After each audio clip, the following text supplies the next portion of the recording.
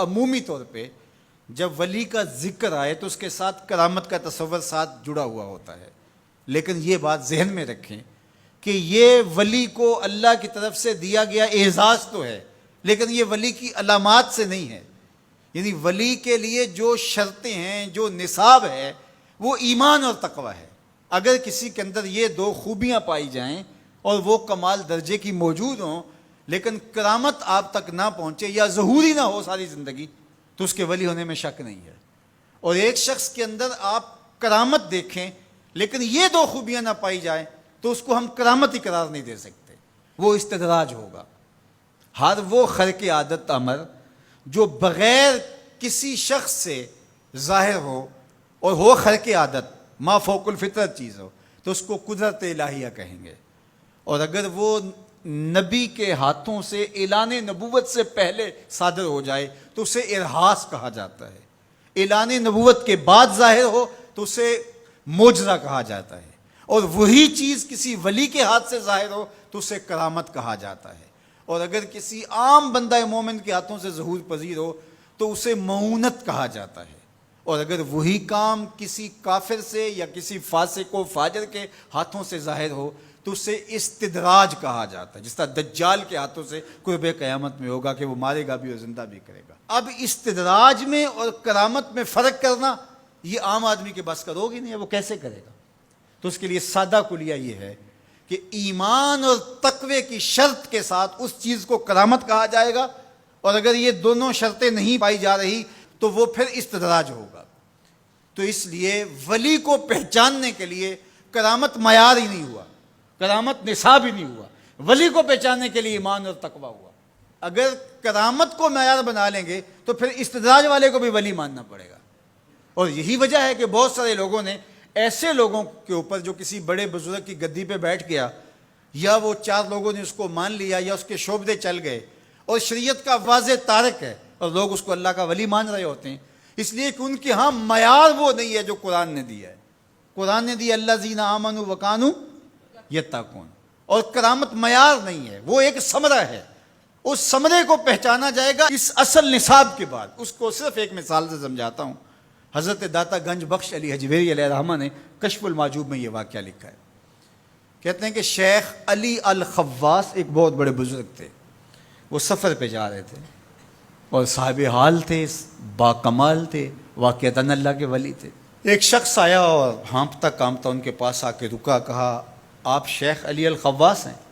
فرمایا ہاں۔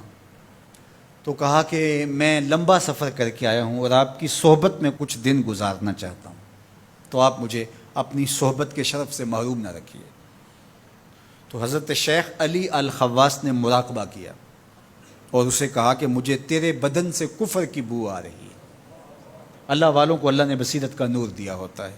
اس نے کہا جی میں نصرانی ہوں اور دیار غرب سے آیا ہوں، آپ کی شہرت سنی تھی تو آپ کی صحبت میں کچھ وقت گزارنے کی آرزو ہے، مجھے محروم نہ رکھیے۔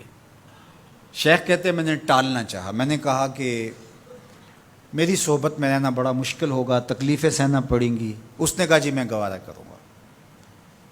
فرمایا ٹھیک ہے۔ کہا کہ میں چلتا گیا اور وہ بھی میرے ساتھ تھا۔ 8 دن گزر گئے، کبھی کھانا ملتا، کبھی 2 لقمے لے لیتے، کبھی پانی پی کے گزر اوقات ہوتی، کبھی گھاس کھا لیتے۔ ایک دن اس کا وجود کپ کپا رہا تھا بھوک کی شدت کی وجہ سے۔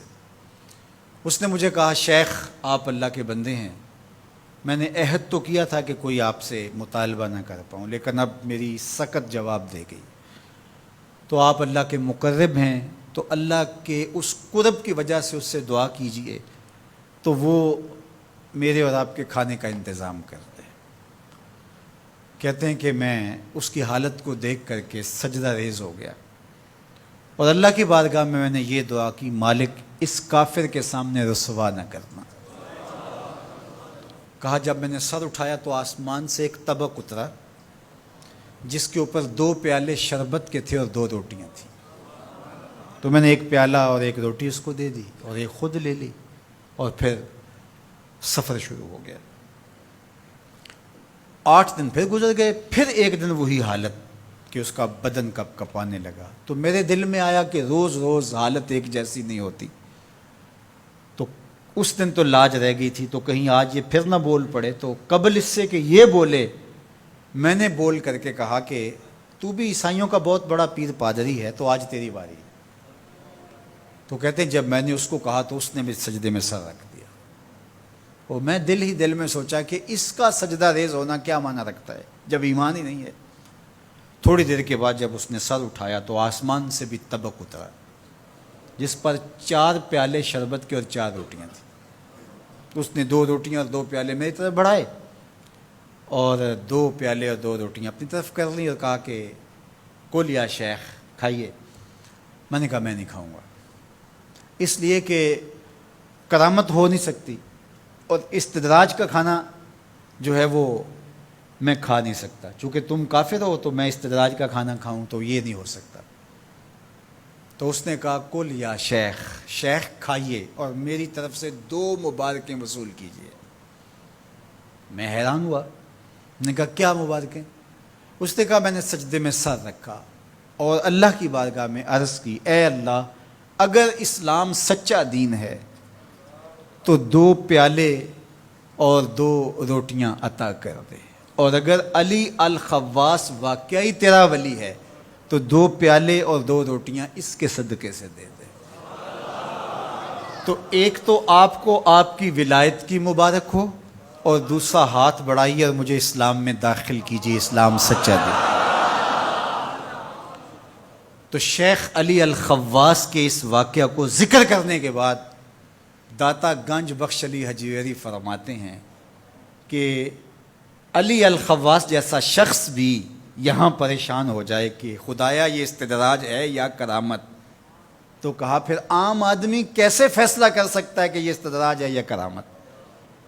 تو کہا کہ اس کو یہی دیکھنا پڑے گا ایمان اور تقوی ہے کہ نہیں۔ تو ایمان اور تقوی یہ علامت ہے کسی کے ولی ہونے کی۔